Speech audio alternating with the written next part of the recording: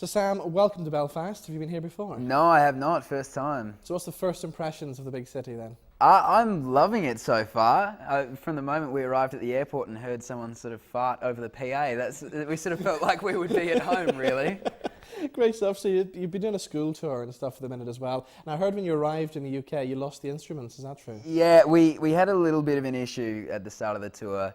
Obviously, we're playing during the shows, and our guitars and our PA were delayed slightly in getting to us. So we're lucky enough that the school's lent us guitars and sometimes a PA as well to play through. So, got off to a shaky start, but we're back on the road now. Excellent. Now, we know you best for playing Ringo in Neighbours. We've heard you perform. Is this the new direction now? Is acting going to be put to one side? It's definitely not being thrown away altogether, but at the moment I am focusing full-time on the music. I've done that with the acting for quite a while now, and it's time to give my music the time that it deserves. So touring around the UK for a total of 12 weeks. Then I have to nick out of the country because the visa expires, but hopefully I'll be back soon.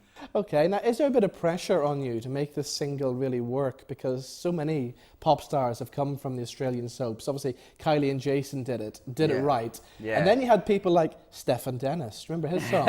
Or Craig McLachlan's Mona, that lasted one song. So is there pressure on you guys doing it now? I think there's pressure on everyone trying to break into the music industry, and what I found over here in the UK is that I'm looked at independently as a music artist and as an actor. So I feel like there isn't any added pressure just because I've been on TV before, which is nice because I really did feel more of that pressure in Australia than I expected.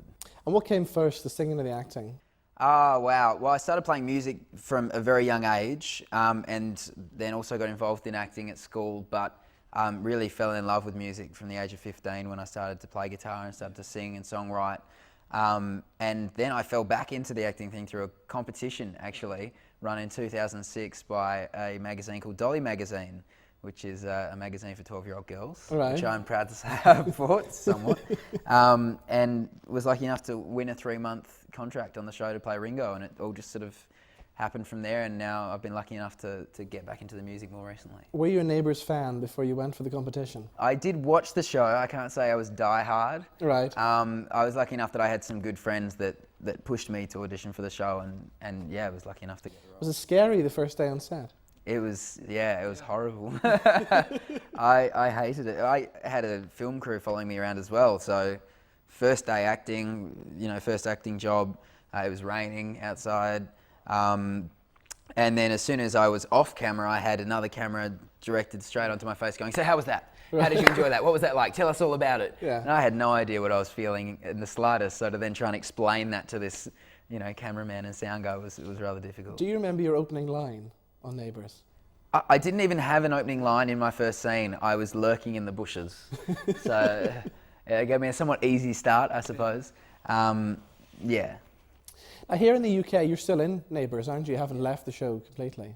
No, I'm still on air until November. Okay. And still just on air in Australia, although I am leaving very shortly off the screens there. Ringo's getting married, isn't he? He is. He gets married very shortly. He's a bit young, I would have thought. He's far too young in my mind. He's only 19 years old. Wow. So I'm almost 23, and I still think I'm too young. So. Yeah. So what's next for you then? Once you finish your 12-week tour here, what's the plans?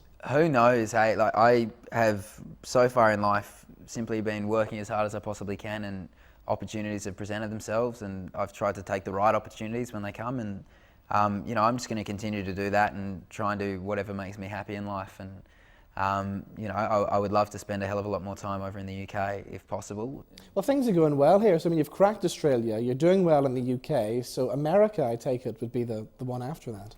I'd like to spend a lot more time in the UK before I head over to America and actually, build up a nice fan base over here. I've already got some really dedicated fans, so to give them the time before I nick off to another country would be really nice. Great stuff. Will you hang around and do one more song before we go? Absolutely. Great stuff.